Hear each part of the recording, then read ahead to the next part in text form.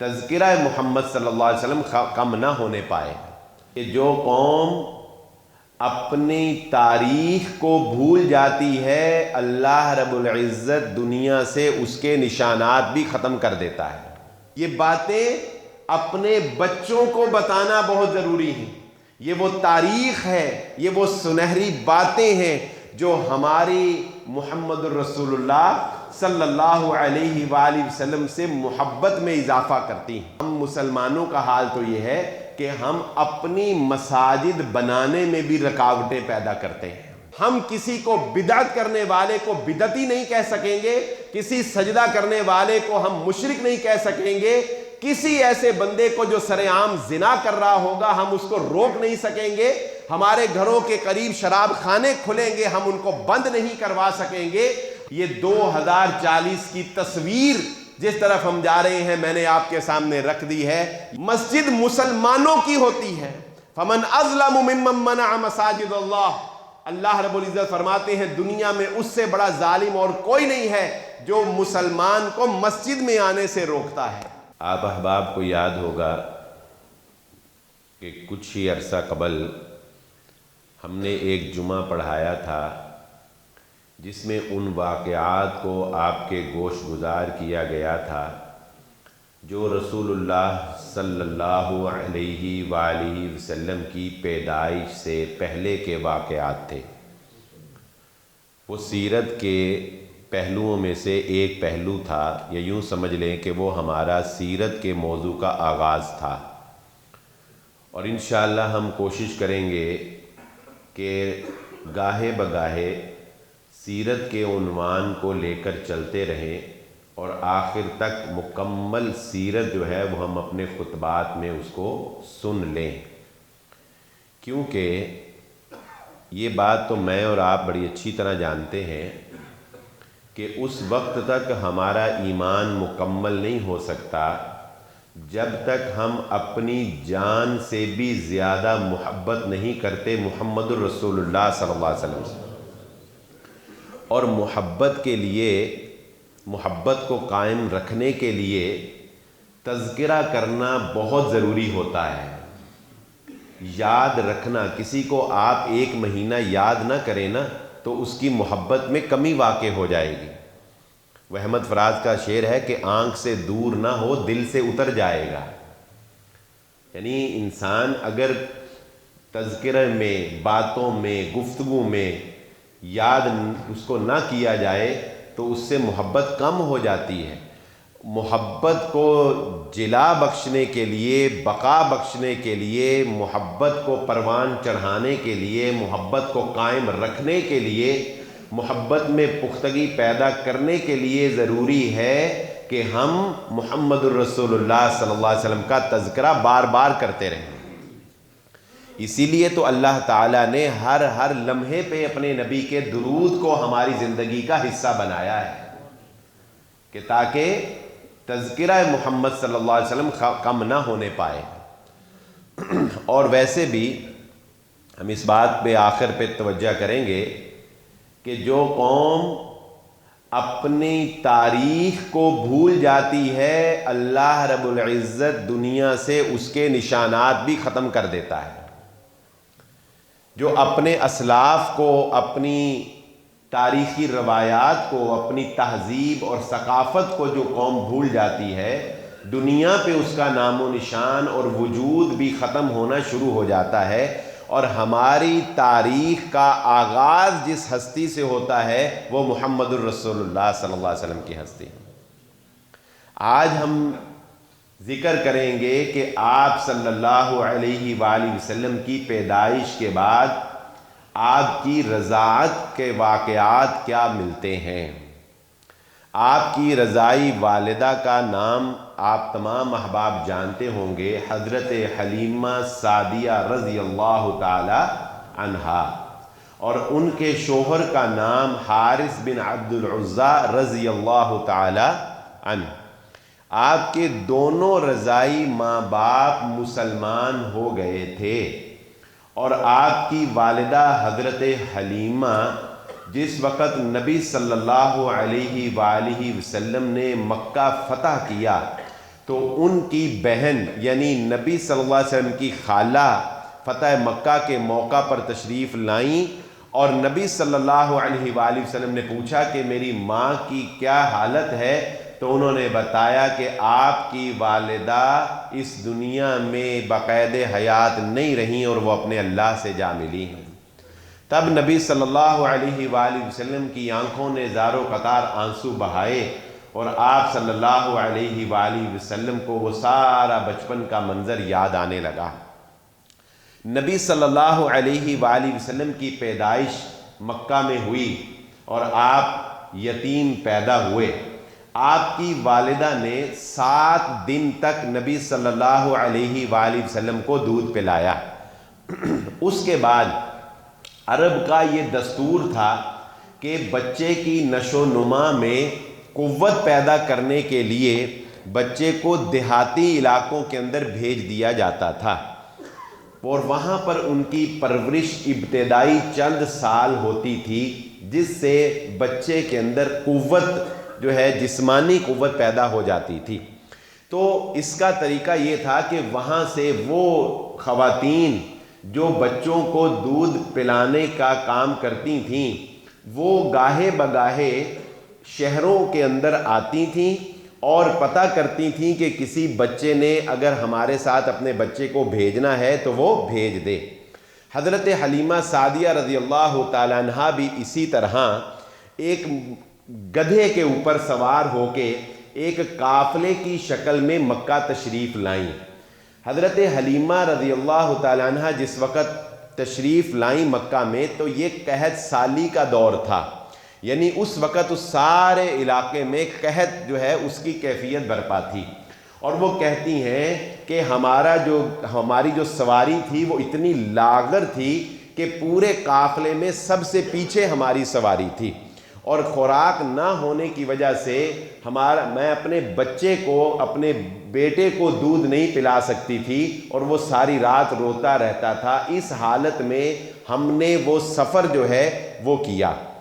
بنو سعد قبیلے سے ان کا تعلق تھا۔ کہتی ہیں کہ جب وہ مکہ میں آئیں تو ایک فطری سی بات ہے کہ عام طور پہ دودھ پلانے والی خواتین ان بچوں کو لے کے جایا کرتی تھیں جن کا باپ زندہ ہوتا تھا، کیونکہ ظاہر ہے کہ دودھ پلانے کے عوض میں معاوضہ بھی اچھا مل جاتا تھا اور تحائف وغیرہ بھی اس کی بھی امید ہوتی تھی۔ تو ان بچوں کو ترجیح دی جاتی تھی جو مالدار ہوتے تھے یا جن کے باپ زندہ ہوتے تھے۔ تو حضرت حلیمہ کہتی ہیں کہ ساری خواتین کو بچے مل گئے، محمد صلی اللہ علیہ وآلہ وسلم کی طرف کسی نے اس لیے نظر نہیں کی کہ آپ ایک یتیم بچے تھے، آپ یتیم تھے۔ ان کا اس کا باپ نہیں ہے، اس کو کون اس کی کرے گا تحائف اور کون اس کی جو ہے وہ معاوضہ اچھا دے گا، اس کی ماں ہے صرف۔ تو حضرت حلیمہ کہتی ہیں کہ میں جب سب کو بچے مل گئے تو مجھے کوئی بچہ نہیں ملا، تو میں نے یہ مناسب نہیں سمجھا کہ میں خالی ہاتھ واپس جاؤں، تو میں نے محمد الرسول اللہ صلی اللہ علیہ وآلہ وسلم کی والدہ سے بات کر کے آپ کو اپنے ساتھ جو ہے وہ لے لیا۔ کہتی ہیں کہ بس محمد صلی اللہ علیہ وسلم کا ساتھ ملنا تھا کہ ہمارے دن بدلتے چلے گئے۔ وہ گدھی جو ہمارے قافلے میں سب سے پیچھے تھی، جب ہم اس کے اوپر سوار ہوئے تو قافلے والے پیچھے سے آوازیں دے کر کہتے تھے کہ حلیمہ ذرا آہستہ چلو، ہمیں بھی اپنے ساتھ رکھو، اور لوگ پوچھتے تھے کہ کیا یہ وہی گدھا ہے کہ جس کے اوپر سوار ہو کے تم وہاں سے آئی تھی؟ حضرت حلیمہ کہتی ہیں کہ دودھ کا عالم یہ تھا کہ میں نے محمد صلی اللہ علیہ وآلہ وسلم کی بھی رضاعت کی، اپنے بیٹے کی بھی رضاعت کی، اور دونوں نے رات پرسکون طریقے سے گزاری۔ کہتی ہیں کہ جب ہم اپنے گھر گئے تو میرے شوہر کی جو بکریاں ہم نے گھر میں رکھی ہوئی تھیں، لوگوں کی بکریاں جب چر کے آئیں تو قحط سالی کی وجہ سے ان کا دودھ بالکل بقدرے کفایت ہوتا تھا، اور ہماری بکریوں نے اتنا دودھ دیا کہ اس سے پہلے کبھی اتنا دودھ ہماری بکریوں نے نہیں دیا تھا۔ یہ وہ برکات تھیں جو محمد الرسول اللہ صلی اللہ علیہ وآلہ وسلم کو دودھ پلانے کی وجہ سے، آپ کی رضائی والدہ بننے کی وجہ سے حضرت حلیمہ کہتی ہیں کہ ہمارے گھر میں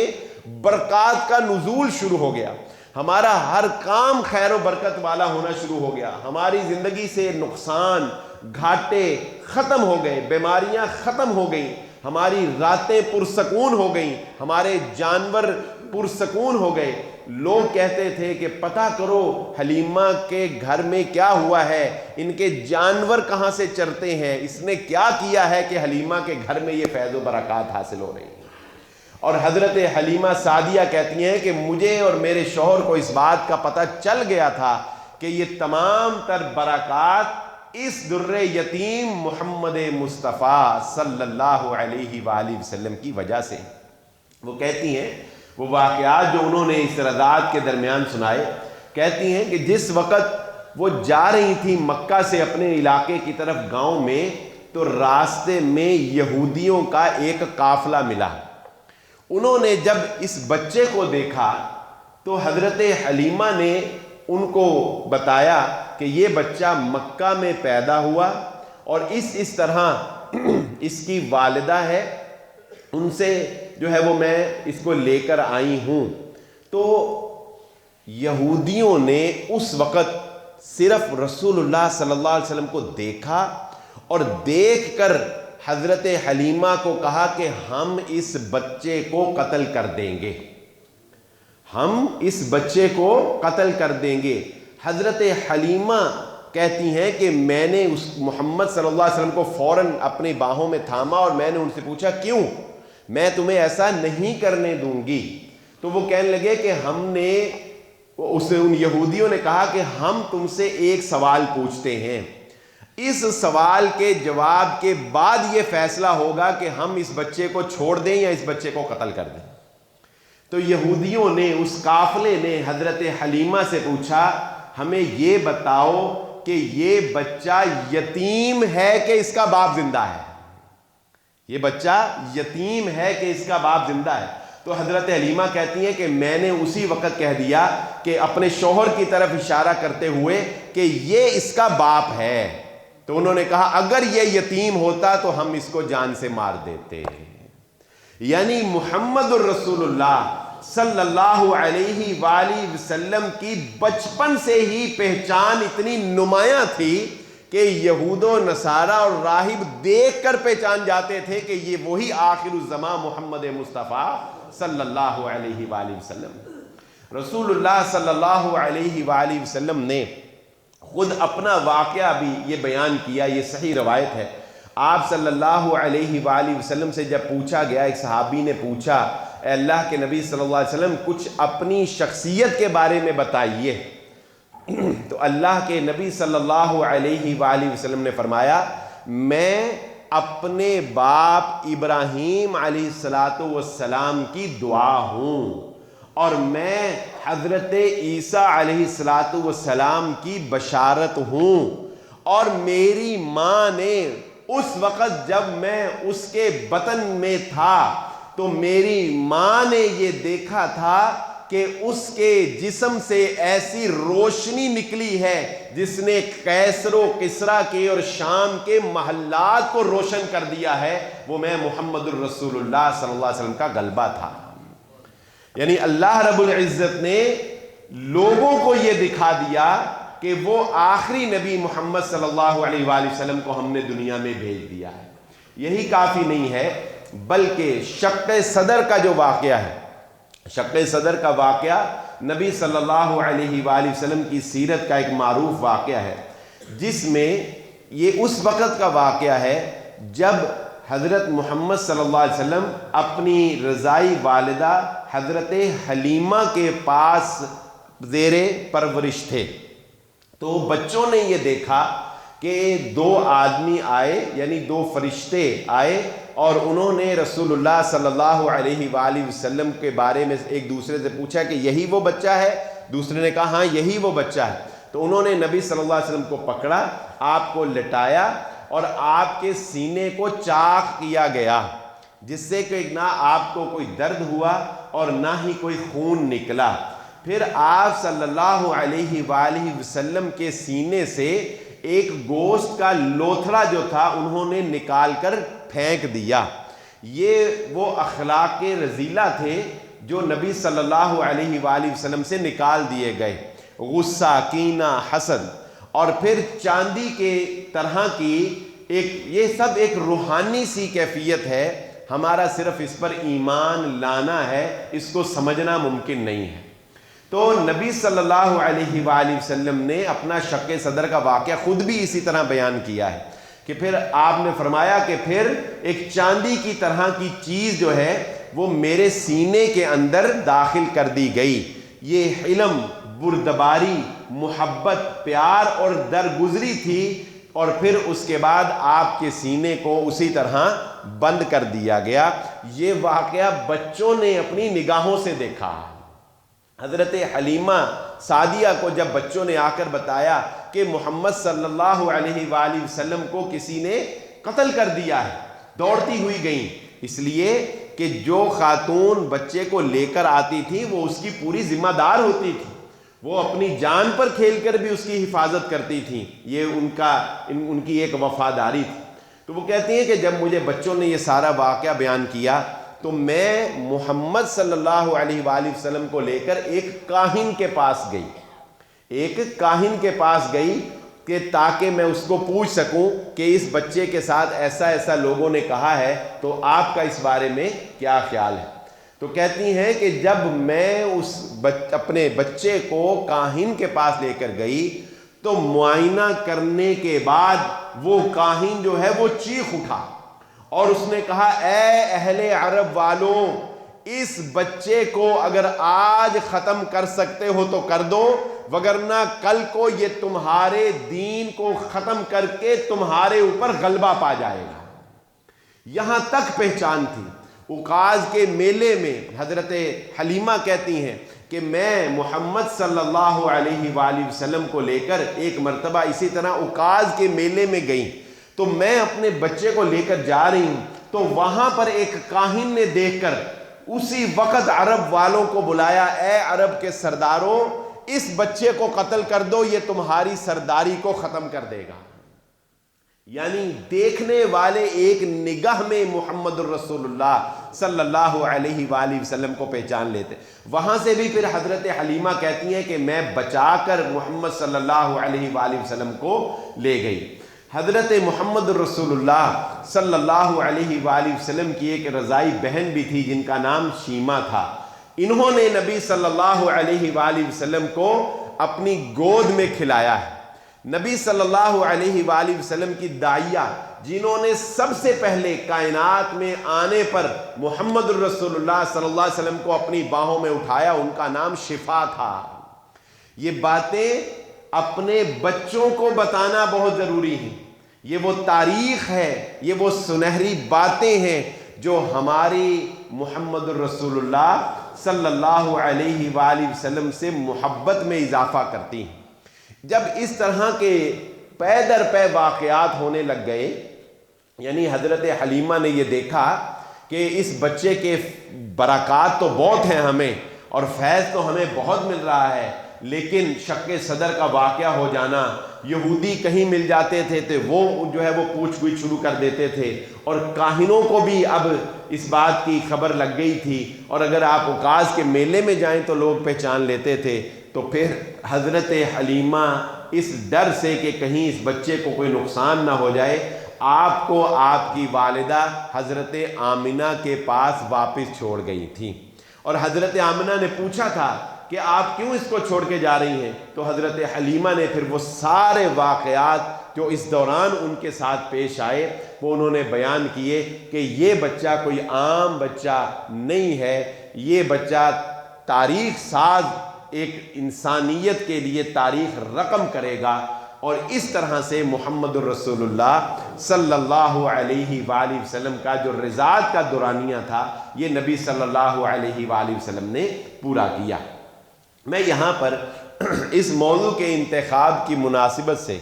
ایک دو باتیں اور بھی جو کہ ہمارے اس حالات کے تناظر میں کرنا ضروری ہے، میں وہ ضروری سمجھتا ہوں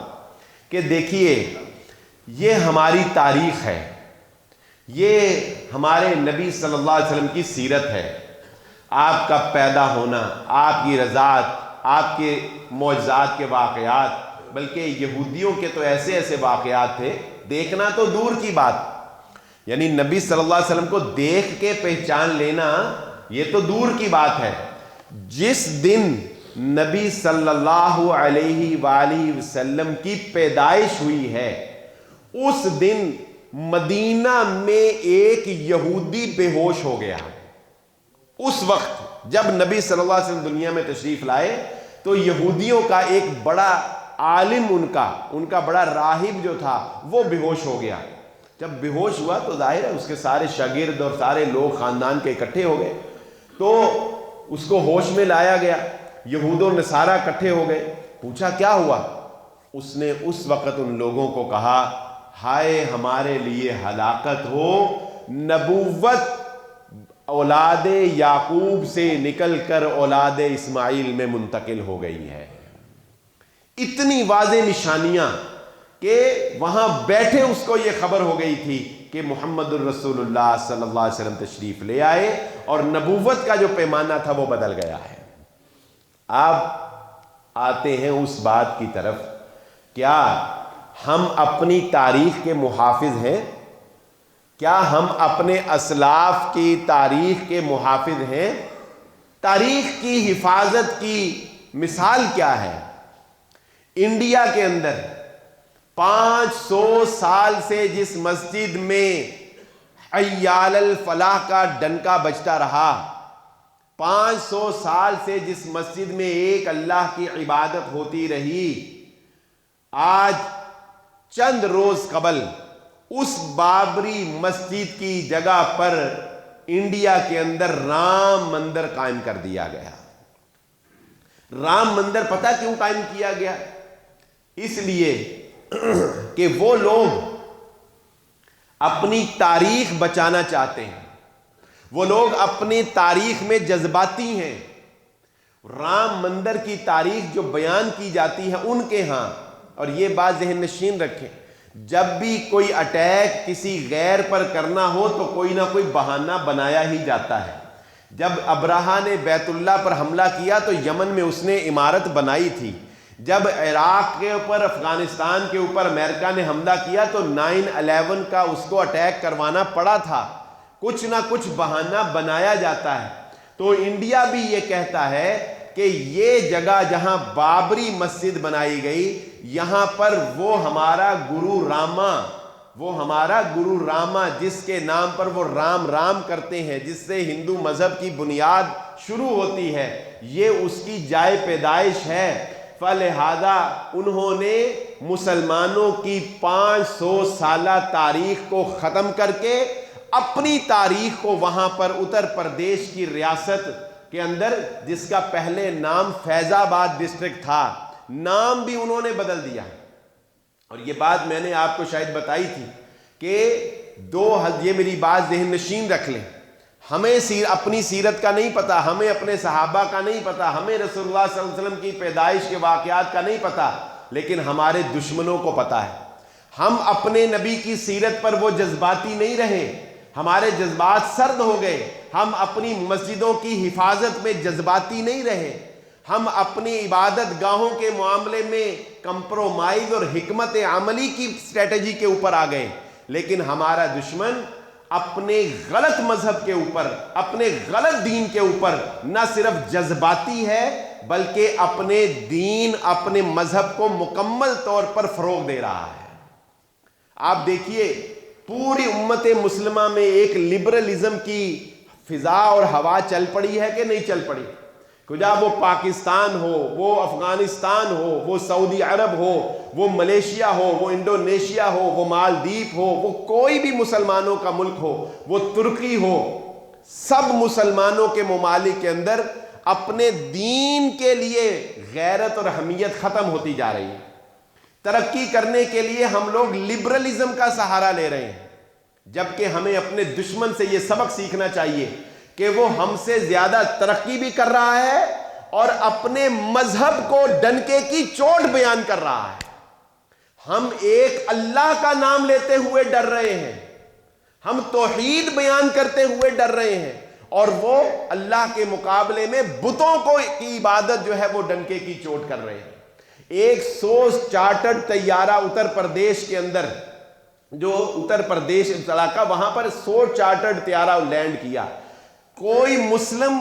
اداکار، کوئی مسلم بزنس مین ایسا نہیں تھا جس نے اس کے افتتاح کے اندر شرکت نہ کی ہو۔ مودی سرکار، مودی پرائم منسٹر، اس نے اس کا افتتاح کرنے سے پہلے 11 دن روزے رکھے، اور پتہ نہیں مجھے وہ فگر دیکھا، 35 کروڑ ڈالر جو حکومت نے نہیں دیا بلکہ عوام نے چندہ اکٹھا کر کے 35 کروڑ ڈالر جو ہے اس رام مندر کی تعمیر کے لیے دیا، جبکہ چاہیے 22 کروڑ ڈالر تھا۔ وہ لوگ، بتانے کا مقصد کیا ہے، وہ لوگ اپنے جھوٹے مذہب پر جذباتی ہیں، وہ لوگ اپنے جھوٹے مذہب پر کاربند ہیں، اور ہمارا حال تو یہ ہے کہ میں معذرت سے یہ بات کہنا چاہوں گا کہ ہم مسلمانوں کا حال تو یہ ہے کہ ہم اپنی مساجد بنانے میں بھی رکاوٹیں پیدا کرتے ہیں۔ آج بھی ایسے سینکڑوں کیس ہمارے سامنے ہیں کہ جس میں اہل حدیث مساجد کو اس لیے نہیں بننے دیا جا رہا کہ یہ مسلک اہل حدیث کی مسجد ہے، یہاں پر اللہ اور اس کے رسول صلی اللہ علیہ وآلہ وسلم کی بات ہوگی، اس لیے اس مسجد کو یہاں تعمیر نہیں کیا جائے گا۔ یاد رکھو، اللہ رب العزت سب کچھ دیکھ رہا ہے، اللہ کے لیے کوئی چیز پنہا اور کوئی پوشیدہ نہیں ہے۔ جب تم خود اپنی مسجدیں نہیں بننے دو گے تو اللہ رب العزت تم سے مساجد کو چھیننا شروع کر دے گا۔ جب تم اپنی مسجدوں کو غیر آباد کرو گے، تمہاری مسجدیں آباد ہی نہیں ہوں گی، تو اللہ رب العزت دیکھ رہا ہے نا کہ مسلمانوں تمہیں مسجدوں کی ضرورت ہی کیا ہے۔ آج تک دنیا میں فرسٹ ورلڈ وار بھی ہوئی، سیکنڈ ورلڈ وار بھی ہوئی، ہٹلر جیسے درندے، انسانوں کا خون شوق سے کرنے والے ہٹلر بھی پیدا ہوئے، مگر آج تک تاریخ میں انسانوں کا قتل عام کرنے میں جس بندے کا نام ٹاپ لسٹ میں ہے وہ چنگیز خان ہے، جس نے 4 کروڑ مسلمانوں کا خون کر کے کھوپڑیوں کے پہاڑ کھڑے کر دیے تھے۔ کیوں؟ یہی حالت تھی اس وقت بھی مسلمانوں کی، اور آپ بھی دیکھ رہے ہیں ہم اپنی نگاہوں سے کہ وقت زیادہ دور نہیں ہے، 2040 تک انڈیا کہتا ہے، اور وہ اپنے دعوے میں بالکل سچا ہے، وہ اپنے دعوے میں بالکل سچا ہے۔ 2040 تک انڈیا کہتا ہے کہ انڈیا کے اندر سے مسلمانوں کی تاریخ کا ہم خاتمہ کر دیں گے۔ یہ فیض آباد کو اتر پردیش بنا دیا، انڈیا کے اندر کوئی نام ایسا نہیں رہے گا جو مسلمانوں کے نام پر ہوگا، کوئی کالج، کوئی یونیورسٹی ایسی نہیں رہے گی جو مسلمانوں کے نام پر ہوگی، اور وہاں پر ہندوتوا یا اکھنڈ بھارت کے نام پر بی جے پی نے جس طرح سے مسلمانوں کو کمزور کرنا شروع کر دیا ہے، 2040 تک وہ کہتے ہیں کہ مسلمانوں کی نیشنلٹی انڈیا سے ختم کر دی جائے گی۔ ہندوستان کے اندر اگر کسی کو نیشنل بن کر رہنے کا حق ہے تو وہ صرف ہندو کو ہوگا۔ آپ مجھے بتائیے، ہم چلیں، وہ تو ہمارے مسلمان بھائی وہاں پر اقلیت میں ہیں، ہم یہاں پر جہاں پر اسلامی جمہوریہ پاکستان کی ہم بات کرتے ہیں، کیا ہم سعودی عرب جہاں پر مکہ اور مدینہ جو ہمارا قبلہ ہے وہاں کی بات کرتے ہیں، کیا یہاں پر سر عام کسینوں کے پرمٹ نہیں دیے جا رہے؟ کیا سعودی عرب کے اندر شراب خانے نہیں کھولے جا رہے؟ کیا سعودی عرب تیزی سے لبرلزم کی طرف نہیں جا رہا؟ انڈیا کے ایک لیڈر نے یہ بیان دیا کہ رام مندر کی تعمیر میں ہمارا اکثر پیسہ جو ہے وہ عرب ممالک سے ٹریڈ کرنے کی وجہ سے آیا ہے۔ اب مجھے بتائیے، یہ رام مندر کی تعمیر توحید کے گڑھ کو گرا کر بتوں کو سجایا گیا، کبھی ہم بڑے زور و شور سے منبروں پر بیان کرتے تھے کہ 360 بت بیت اللہ میں رکھے ہوئے تھے جن کو محمد الرسول اللہ صلی اللہ علیہ وآلہ وسلم ایک ایک کر کے گراتے چلے جاتے تھے۔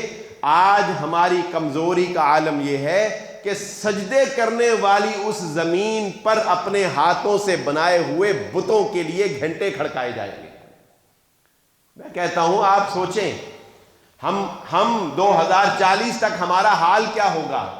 ہم میں سے وہی بچے گا، یاد رکھ لیں، آج یہ بات نوٹ کر لیں اور اپنی نوجوانوں کو بتا دیں، اپنی ڈائری پر لکھ لیں۔ اگر زندگی نہ رہی تو 2040 کے بعد آپ کی ڈائری پر آپ کے بچے پڑھ کر یہ اس بات کی تصدیق کر دیں گے کہ 2040 تک مسلمان صرف 2 طرح کے رہ جائیں گے۔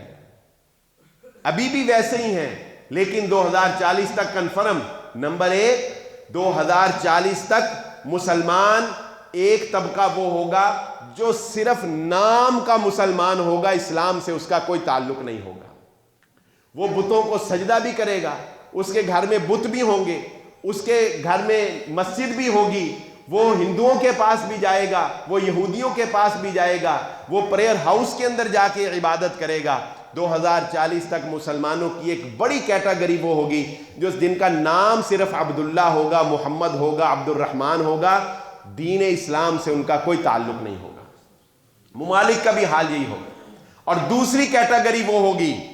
جو شاید کہ میرے اور آپ جیسے ہوں، کہ جو جس طرح آج میں یہاں ببانگ دہل الحمدللہ منبر پر آپ کے سامنے بیان کر رہا ہوں، 2040 تک میرا اور آپ کا عالم یہ ہوگا کہ ہم کسی کو للکار نہیں سکیں گے، کسی کو پکار نہیں سکیں گے، ہم صرف اللہ اللہ کرنے والے بن جائیں گے۔ ہم صرف اپنی نماز پڑھیں گے، اپنا روزہ رکھیں گے، اپنی زکوٰۃ دیں گے، اپنا حج عمرہ کریں گے۔ ہم کسی کو بدعت کرنے والے کو بدعتی نہیں کہہ سکیں گے، کسی سجدہ کرنے والے کو ہم مشرک نہیں کہہ سکیں گے، کسی ایسے بندے کو جو سر عام زنا کر رہا ہوگا ہم اس کو روک نہیں سکیں گے۔ ہمارے گھروں کے قریب شراب خانے کھلیں گے، ہم ان کو بند نہیں کروا سکیں گے۔ ہماری بچیاں برہنہ لباسوں کے اندر، نیم برہنہ لباسوں کے اندر پھریں گی، ہم ان کو روک نہیں سکیں گے۔ یہ 2040 کی تصویر جس طرف ہم جا رہے ہیں میں نے آپ کے سامنے رکھ دی ہے، یہ ہمارا مستقبل ہے جو ہمیں نظر آ رہا ہے۔ جو قوم رام مندر کے بننے پر انڈیا کا ایک رائی کے دانے برابر بیان نہیں دے سکی، مسجد کسی ملک کا اثاثہ نہیں ہوتی، مسجد کسی کی ذات کی ملکیت نہیں ہوتی، یہ دارالسلام مسجد کسی کی ذاتی پراپرٹی نہیں ہے۔ آج میں ہوں، کل کوئی اور ہوگا، آج خالد صاحب، فاروق صاحب ہیں، کل کوئی اور ہوگا، یہ بدلتے رہیں گے لوگ۔ ہماری تو باری لگی ہے نا، یہ گھر تو اس اللہ کا ہے، یہاں باریاں بدلیں گی۔ مسجد پاکستان کی نہیں ہوتی، مسجد کسی چودھری کی نہیں ہوتی کہ صرف چودھری اس مسجد کی فکر کرے، مسجد اسلام کی ہوتی ہے، مسجد مسلمانوں کی ہوتی ہے۔ فمن اظلم ممن منع مساجد اللہ، اللہ رب العزت فرماتے ہیں دنیا میں اس سے بڑا ظالم اور کوئی نہیں ہے جو مسلمان کو مسجد میں آنے سے روکتا ہے، جو کسی مسلمان کو مسجد سے روکتا ہے۔ مسجد اسلام کا اور مسلمانوں کا مشترکہ اثاثہ ہوتی ہے، چاہے وہ مسجد انڈیا میں ہو، چاہے وہ پاکستان میں ہو، وہ سعودی عرب میں ہو، وہ دبئی میں ہو، وہ کہیں بھی ہو، وہ مسلمانوں کی مسجد ہوتی ہے۔ میں اپنے آپ سے پوچھتا ہوں اور آپ سے پوچھتا ہوں اور آپ اپنے بڑوں سے پوچھیں کہ رام مندر کی تعمیر میں بابری مسجد کو گرانے پر کیا ہمارے مسلمانوں نے ایک رائی کے دانے برابر بھی مذمتی بیانی دیا ہو، کوئی مذمتی کر دی ہو؟ انڈیا نے وفد بھیجا اندلس کے اندر، مسجد قرطبہ پہ اپنا پورا ایک انہوں نے وفد بنا کے، پڑھے لکھے لوگوں کا وفد بنا کے انہوں نے وہاں بھیجا۔ کیوں؟ انہوں نے کہا وہاں کے لوگوں سے تاریخ پوچھو، 700 سال تک اندلس میں اسلام کا ڈنکا بجتا رہا، کیسے انہوں نے مسلمانوں کا وہاں سے اثر و رسوخ بالکل صاف کر دیا کہ آج وہاں اسلام نام کی کوئی چیز نہیں ہے۔ ہمیں وہ فارمولہ بتاؤ، ہم انڈیا سے مسلمانوں کا ایسے ہی صفایا کرنا چاہتے ہیں۔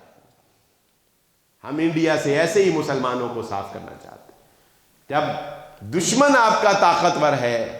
اور آپ ایمانی طور پر کمزور ہوتے چلے جا رہے ہیں، تو مجھے بتائیے آپ کیسے مقابلے کی امید رکھتے ہیں جب کہ آپ کے اندر جرأت ایمانی نہیں ہے، غیرت ایمانی نہیں ہے۔ اس لیے یہ بات آج کے اس موضوع کے تناظر میں حالات کے مطابق میں کرنا ضروری سمجھتا تھا کہ خدا را اپنی تاریخ کی حفاظت کرنا سیکھیں، اپنی ثقافت کی حفاظت کرنا سیکھیں، اور ہماری تاریخ وہ کوئی اور نہیں ہے، ہماری تاریخ محمد الرسول اللہ صلی اللہ علیہ وآلہ وسلم اور ہماری تاریخ صحابہ اکرام کی زندگی ہے۔ یہ پاکستان اس بر صغیر میں اسلام کی تاریخ کا محافظ ہے۔ اپنے بچوں کو اس کی تاریخ سے آگاہ کریں اور اپنے بچوں کو حقائق سے آگاہ کریں۔ اللہ رب العزت سے دعا ہے کہ اللہ تعالیٰ اسلام کو وہ کھوئی ہوئی شان و شوکت عطا فرمائے، اور مسلمانوں کو اور مسلمانوں کے حکمرانوں کو اللہ رب العزت ہدایت عطا فرمائے۔ میں اپنی گفتگو کا لب لباب اور خلاصہ کلام آپ کے سامنے رکھ دیتا ہوں۔ گفتگو تو ہماری اصل میں نبی صلی اللہ علیہ وسلم کی رضاعت پر ہی تھی، لیکن چونکہ یہ بھی دل افسردہ تھا تو اس وجہ سے میں نے چاہا کہ یہ بھی اظہار خیال آپ کے سامنے کر دیا جائے۔ تو دو باتیں ہم نے بنیادی طور پہ آج کے جمعہ میں ڈسکس کی۔ نمبر ایک، نبی صلی اللہ علیہ وآلہ وسلم کے رضاعت کے واقعات۔ ان واقعات میں سب سے پہلا واقعہ یہ رکھا کہ حضرت حلیمہ سعدیہ رضی اللہ تعالیٰ عنہا نبی صلی اللہ علیہ وآلہ وسلم کو جب اپنے ساتھ مکہ سے لے کر گئیں آخر میں، تو آپ کے جاتے ہی ان کے گھر کے اندر برکات کا نزول شروع ہو گیا، جانوروں نے دودھ دینا شروع کر دیا، گھر میں فراوانی ہو گئی اور گھر کی بیماریاں ختم ہو گئیں۔ وہ پورا واقعہ۔ نمبر دو، آپ کے سامنے یہ بات رکھی کہ اس دوران یعنی رضاعت کے دوران کئی ایسے واقعات ہوئے جن سے یہ پتہ چل رہا تھا کہ یہ بچہ کوئی عام بچہ نہیں ہے، جس میں ایک واقعہ یہودیوں کا تھا کہ یہودیوں کے قافلے میں سے انہوں نے پوچھا کہ اگر یہ یتیم ہے تو ہم اسے قتل کر دیں گے۔ تیسرا واقعہ آپ کے سامنے رکھا کہ جب شق صدر ہوا، حضرت حلیمہ سعدیہ کی رضاعت کے دوران نبی صلی اللہ علیہ وسلم کا سینہ چاک کر کے اس کو آپ کے دل کو دھویا گیا، اس کے اندر سے لوتھڑا جو تھا نکالا گیا اور اس کے اندر جو ہے وہ حلم بردباری رکھی گئی۔ یہ واقعہ بھی شق صدر کا حضرت حلیمہ سعدیہ کے پاس رضاعت کے دوران ہوا۔ اس واقعے کے بعد پھر آپ ان کو ایک کاہن کے پاس لے کے گئیں، وہ کاہن بھی یہ چلا اٹھا کہ یہ بچہ عرب پر حکمرانی کرے گا، اس کو قتل کر دو۔